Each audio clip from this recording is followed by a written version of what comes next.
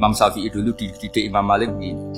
Ya Syafi'i, kalau kamu punya dua budak, dua pembantu, kalau dulu kan masih ada budak, dua pembantu lah kira-kira.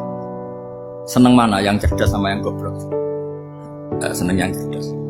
Kalau yang nurut sama yang bantahan, seneng yang nurut. Nah, yang nurut itu yang goblok. Makanya tinggal dibalik saja.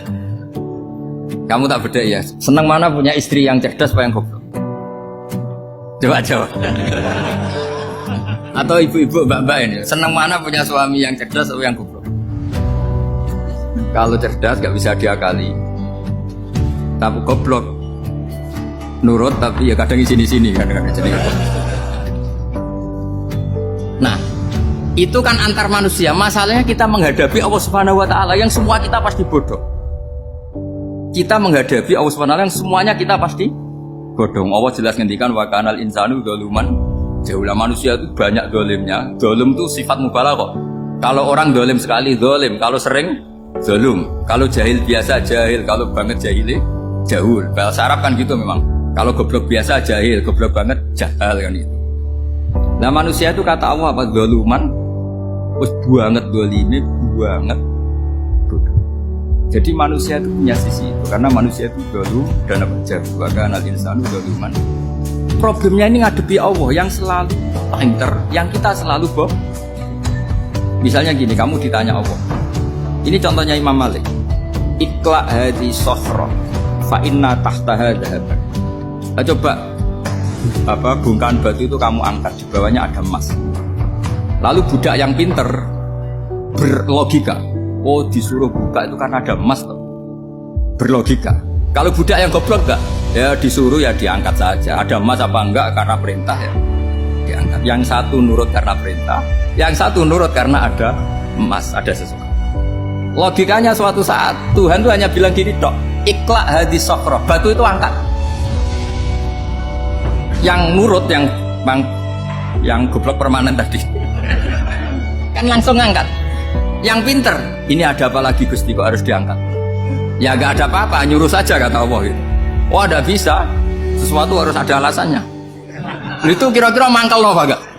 Oh mangkel. Nah, logikanya manusia seperti itu. Jadi saya misalnya kok pinter dan goblok tadi sekaligus. Pinter dan goblok. Ya bah, ikla hadi sokhra fa inna tahtaha dhahaban. Tak angkat karena saya tahu di bawah ada emas, tapi di hati saya sajane ya mergo perintah. Suatu saat kok disuruh Allah ikla hadi sokhra, perintah ya tak angkat, ya sudah. Jadi ya pinter ya goblok. Tapi Nabi pernah dalam satu hadis mengatakan aksaru ahlil jannah al-bulbu. Aki-aki penduduk swarga itu orang bodoh. Artinya orang bodoh itu bukan bodoh betulan. Dia meninggalkan akalnya demi loyalitas ubud. Untuk menutup itu bukti begini. Perang Badar itu perang yang nggak mungkin dimenangkan umat Islam karena orang kafir itu 1000 dengan pasukan full dengan peralatan perang full. Rasulullah itu tahun kedua Hijriah itu pasukannya hanya 313. Itu pun pedang itu untuk orang 5 itu hanya ada pedang 1. Jadi kalau mau dibaca orang sih kamu nilai pedangnya aku. Itu kan nggak kebayang perang dalam keadaan seperti itu. Jadi mesti kalah, orang kok mungkin kalah mesti. Tapi Nabi tetap bilang saya ini disuruh Allah perang, ya harus berangkat. Yaitu perang Badar. Kata para sahabat, ya Rasulullah ini nggak masuk akal, sudah nggak usah perang, ini tidak masuk akal, mau setor nyawa. Sudah gitu dadaan, nggak ada persiapan. Lucunya apa? Sahabat itu ketika Nabi tetap berangkat. La akhrujanna walau wahdi. Nabi menginginkan saya tetap berangkat meskipun sendi. Setelah Nabi berangkat sekian meter, sahabat ikut semua. Kata Nabi, lah kamu kok ikut? Ya ikut saja. Kata kamu mesti kalah.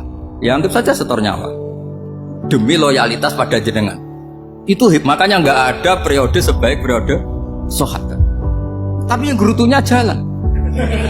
Karena gerutu ini bawaan ilmiah. Makanya kita loyal sama presiden. Tapi yang nggak cocok ya gerutunya jalan. Tapi bawaan mencintai Indonesia tetap jaga stabilitas. Itu bawaan cinta Indonesia, bukan cinta pejabatnya kadang. Gerutunya jalan, tapi bawaan loyal sama Indonesia tetap mengaku. Bawaan loyal sama Rasulullah tetap ikut perang, bawaan akal karena nggak masuk akal ya gerutu. Dan itu uniknya Quran itu mengapresiasi itu dan dianggap nggak masalah. Saya bacakan ayatnya. Kama akhrajaka rabbuka min baitika bil haqq wa inna fariqam minal mu'minina lakarihun yujadilunaka fil haqqi ba'dama tabayyana ka'annama yusaquna ilal mauti wa hum yanzurun. Peristiwa Badar ada peristiwa kamu itu keluar untuk perang. Sahabat kamu ngikuti, tapi mereka lakarihun, enggak seneng sebetulnya. Karena enggak masuk akal. Ya geremeng tapi ya derek. Yujadilunaka fil haqq, mereka mendebat kamu dalam kebenaran. Jadi ya Rasulullah wong perang kawan kalau jenengan lakoni alasannya mau. Lah kok melok? Ya saya harus ikut jenengan Nabi. Itu unik. Kalau orang sekarang mana mau, kalau gak masuk akal gak mau melakukan. Coba misalnya istri kamu belanjanya dikurangi, anggap saja petualangan latihan hidup di masa lalu. Gak mau. Padahal petualangan itu hal yang indah. Petualangan itu kan hal yang indah, kan gak mau. Oh ngirit aja alasan. Tapi lucunya kalau dijak camping bermiskin-miskin di hutan mau. Karena karepe dhewe, tapi suami yang ngongkon.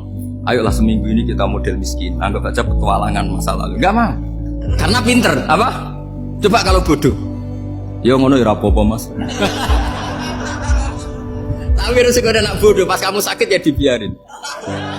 Karena dia melihat sakit kan biasa, namanya manusia. Jadi makanya ini pilihannya susah, hidup itu masih susah makanya ini. Jadi uniknya Quran gitu, Quran itu membolehkan psikologi manusia. Makanya Allah ngendikan kutiba alaikumul qital wa huwa kurhul. Ya saya tahu kamu tidak suka perang. Allah yang ngakui bahwa enggak apa-apa. Tapi ketidaksenangan kita harus dilawan demi mengikuti Allah dan misalnya perempuan Allah juga gitu. Wa ashiruhunna bil ma'ruf.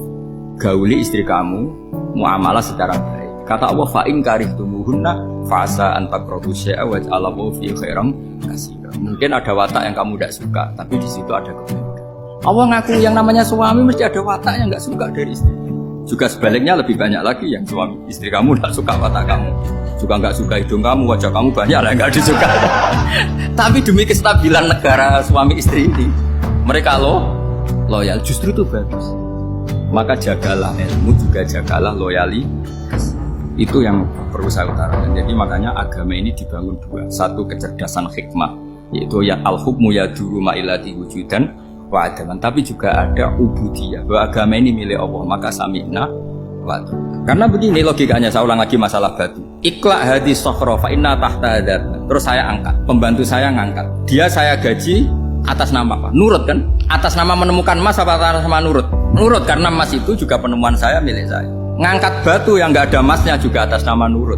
Jadi rapot yang saya berikan ke pembantu saya itu tentang nurut dan tidak nurut. Saya kan tidak peduli dengan cerdas dan tidak cerdas. Itu kan tidak sesuatu yang menguntungkan saya.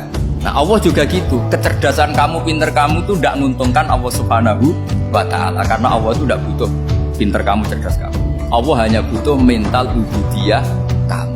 Makanya Allah mensifati nabinya hanya subhanalladzi asra bi abdihi, karena status tertinggi manusia adalah sifat kehambaan. Makanya ya Tuhan nafsul mutmainnah irji'i ila rabbiki radhiyatam mardiyah fadkhuli fi ibadi, berstatuslah sebagai hamba baru wadkhuli. Nah kalau kamu berstatus hamba ya harus baik, gak usah membantah. Coba kalau kamu rasional, ya Allah kenapa bikin surga nanti-nanti? Engkau kan bikin sekarang, ngapain repot-repot nanti? Jadi kacau semua agama. Makanya yang perlu didahulukan adalah status ya Tuhan nafsul mutmainnah irji'i ila rabbiki radhiyatam mardiyah fadkhuli fi ibadi, masuklah berstatus sebagai hamba saya. Khasnya hamba tadi ya cerdas, karena semua yang diperintahkan Allah pasti ada hikmahnya. Tapi kecerdasan ini kadang kita tinggalkan demi loyalitas ubudiyah.